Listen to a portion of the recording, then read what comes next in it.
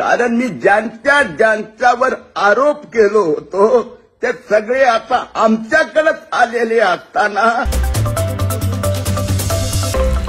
Social मीडियावर कधी कोण काय करल काही सांगता येत नाही। मागच्या काही काळामध्ये जर आपण पाहिलं तर टिकटॉक सारख्या माध्यमामधून या अनेक लोकांना यामध्ये प्रसिद्धी मिळाली होती आणि ते टिकटॉक स्टार झाले होते। नंतर इंस्टाग्राम यूट्यूबच्या माध्यमातून अनेक जण रील्स बनवू लागले आणि फेमससुद्धा होऊ लागले। यामध्ये अनेक जण काही गाण्यांवर डान्स करू लागले, काही बोलू लागले, तर काही जण मेमेक्री करू लागले। मात्र हे सगळं प्रकरण आपण पाहिलं तर काही कॉमेडी व्हिडिओ असायचे तर काही एंटरटेनमेंट असायचे।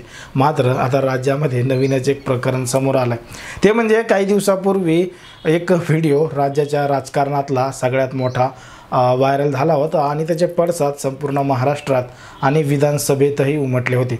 तो म्हणजे किरीट सोमय्या यांचा व्हायरल झालेला व्हिडिओ। आता हा व्हिडिओ किती मोठ्या प्रमाणात व्हायरल झाला, कशा पद्धतीनं लोकांनी त्यावर प्रतिक्रिया दिल्यात हे सुद्धा आपण पाहिलं।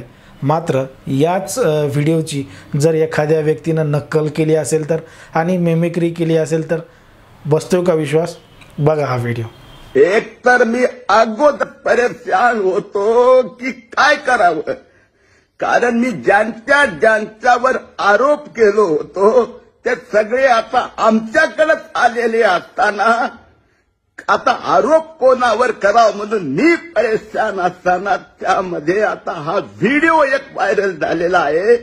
अशा परिस्थितीमध्ये मला एक बॉलिवूडचं गाणं आठवते, त्याचे बोल असे आहेत की जो बोएगा वही पाएगा, तेरा किया के आएगा, सुख दुख है क्या फल कर्मों का, जैसी करनी वैसी भरनी, जैसी करनी वैसी भरनी।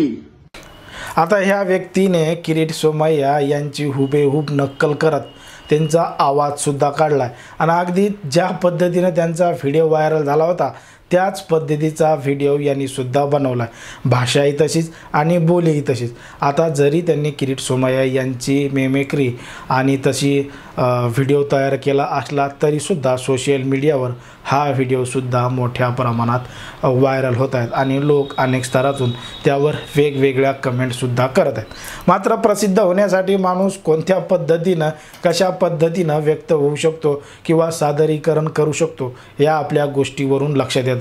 एकीकडे किरीट सोमय्या यांची राज्यभरात बदनामी होत असताना तशाच पद्धतीचा व्हिडिओ बनवून ह्या माणसानं मात्र प्रसिद्धी मिळवली आहे। एकंदरीत या संपूर्ण व्हिडिओवरून घटनेवरून तुम्हाला काय वाटतं हे आम्हाला कमेंटमध्ये सांगा आणि अशाच पद्धतीचे नवनवीन व्हिडिओ पाहण्यासाठी आमच्या चॅनलला लगेचच सबस्क्राईब करून घ्या। धन्यवाद।